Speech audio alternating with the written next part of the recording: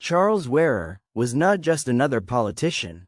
He was a second-term member of parliament under the ODM party, representing the people of Kasipul constituency in Homa Bay County.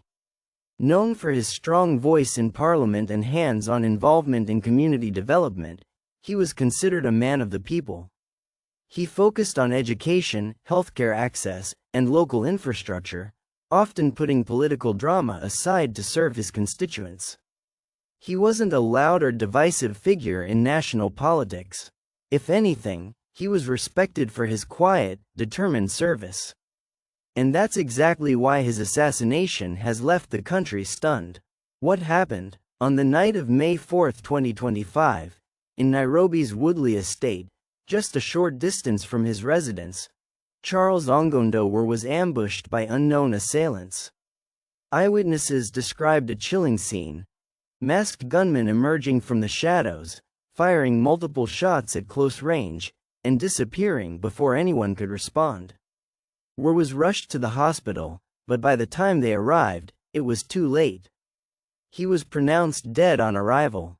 Why is this so alarming? Because nothing was taken. No personal effects, no carjacking, no scuffle, no warning. This wasn't a robbery gone wrong or a spontaneous attack. It was swift, calculated, professional, the kind of hit that sends a message. What has the response been? As expected, the political world reacted with shock. ODM leaders condemned the murder immediately, calling it political and demanding answers. The DCI has launched an investigation, but details remain scarce. No suspects have been arrested, no CCTV footage has been released, and no motive has been officially declared.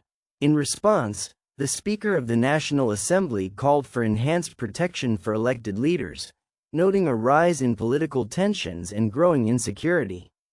But let's pause here, because this isn't the first time Kenya has found itself here. Kenya's tragic pattern. The murder of Charles Ong'Ondo echoes a chilling legacy in Kenya's political history, a pattern of unsolved, suspicious political killings that leave more questions than answers. In 1969, Tom Mboya, a young reformist with presidential potential, was shot in broad daylight on a Nairobi street. In 1990, Foreign Affairs Minister Dr. Robert Oko was found dead under mysterious circumstances, after reportedly falling out with powerful government figures. Then came the murders of J.M. Kariuki, Alexander Moog, and others, all shrouded in silence, confusion, and political discomfort. Each of these cases left scars. Each left the public asking, who's really in control? And now, Charles Ong'Ondo joins that list. Why now? His murder comes at a politically fragile time for Kenya. The country is grappling with increasing dissatisfaction over government spending. Gen Z voices are rising online, criticizing leadership and demanding transparency. The finance bill is looming, with debates that could shake economic policy. And tensions between the ruling coalition and the opposition continue to simmer beneath the surface. In this climate, the sudden, professional killing of a sitting MP feels less like coincidence and more like a statement. Public trust is at stake. Every time a leader is killed under unclear circumstances, public trust takes a hit. It reminds Kenyans that behind the democratic process, behind the votes and rallies, there may still exist a darker, quieter power, one that operates in the shadows. A power that silences rather than debates. So the questions begin to mount. Who killed Charles Ong'Ondo, and why? Was it politically motivated? What did he know, or what did he say, that made him a target? Will the investigation be transparent, or will it be quietly buried under bureaucracy and distraction? And perhaps the most painful question, can leaders truly speak freely in Kenya, or are we entering an era where power is enforced through fear?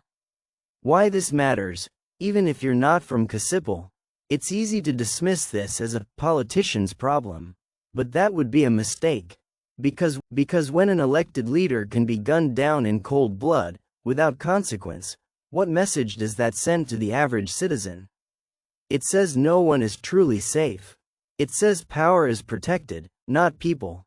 It says silence is rewarded, and courage is punished. And that's not just a political issue, it's a national one. It affects the mood of the country. It shapes how youth engage with democracy. It defines whether citizens feel hopeful or helpless. The danger of silence. And this is exactly when silence becomes dangerous. In moments like this, when fear grows and questions outnumber answers, there's a temptation to move on. To stop asking, to stop caring. But history shows us that silence never protects the people. It only protects the powerful. So what now? Kenyans deserve 3 things. 1. Clarity, from investigators, from the media, and from the government. 2. Justice, not just words, but visible action and accountability. 3. A political space that values life over power plays. To the government, investigate transparently. Don't let this become another cold case. To the media, keep watching. Don't be silenced. And to you, the viewer, the voter, the citizen, stay alert. Ask questions. Share truth, because your voice is the one thing they can't control, unless you give it up.